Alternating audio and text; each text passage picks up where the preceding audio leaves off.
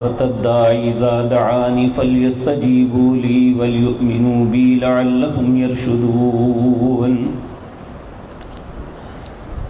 حضرات محترم، گزشتہ مجلس میں ان اوقات کا تذکرہ کیا تھا جن وقتوں میں اللہ رب العزت اسپیشلی انسان کی دعا کو قبول فرماتے ہیں۔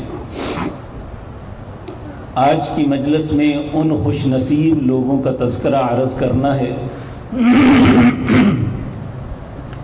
جن لوگوں کی دعا اللہ قبول کرتے ہیں۔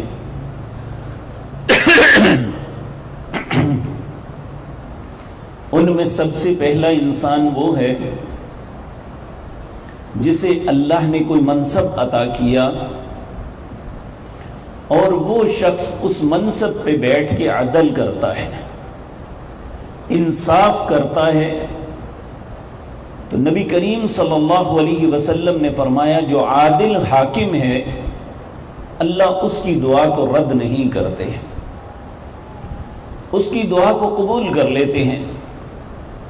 دنیا میں کئی بے شمار مثالیں ہیں جن لوگوں نے حکومت کی، ان میں قریب ترین ہمارے سعودی عرب کی مثال ہے۔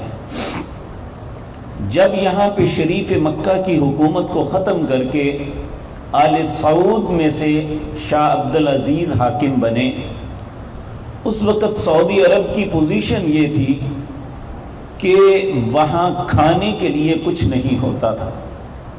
حجاج جاتے تو وہ لوگ بیچارے ان کے ارد گرد بھٹکتے کہ کوئی ہمیں کھانے کے لیے دے دے۔ اور ہمارے بر صغیر کے لوگوں کی کیفیت یہ تھی کہ یہ جب حج کر کے واپس آتے تو ان کے پاس جو راشن ہوتا وہ ان کو دے آتے ہیں، یعنی وہاں پہ معاملہ اس طرح کا چلتا تھا۔ حتیٰ کہ عجیب بات آپ کو عرض کروں کہ مسجد نبوی کے اندر جو سب سے پہلا لاؤڈ سپیکر لگا تھا وہ ہمارے گجرانوالے کے لوگوں نے دیا تھا۔ تو یہ کیفیت تھی اس وقت۔ جب اللہ نے آل سعود کو حکومت دی تو شاہ عبدالعزیز بیت اللہ میں آئے اور آ کے طواف کرنے کے بعد اللہ کے گھر کے ساتھ چمٹ کے رو کے کہنے لگے اللہ گھر تو دے دیا ہے، اب کھانے کے لیے بھی دے دے۔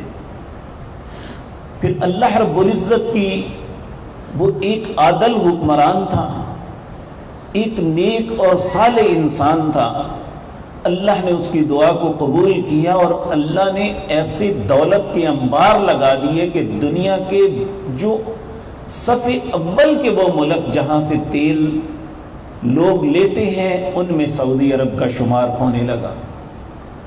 تو یہ بات یاد رکھیں کہ اگر کوئی انسان کسی چھوٹے منصب پہ ہے یا بڑے منصب پہ، اگر وہ عدل کرے گا تو اللہ اس کی دعا کو رد نہیں کرتا۔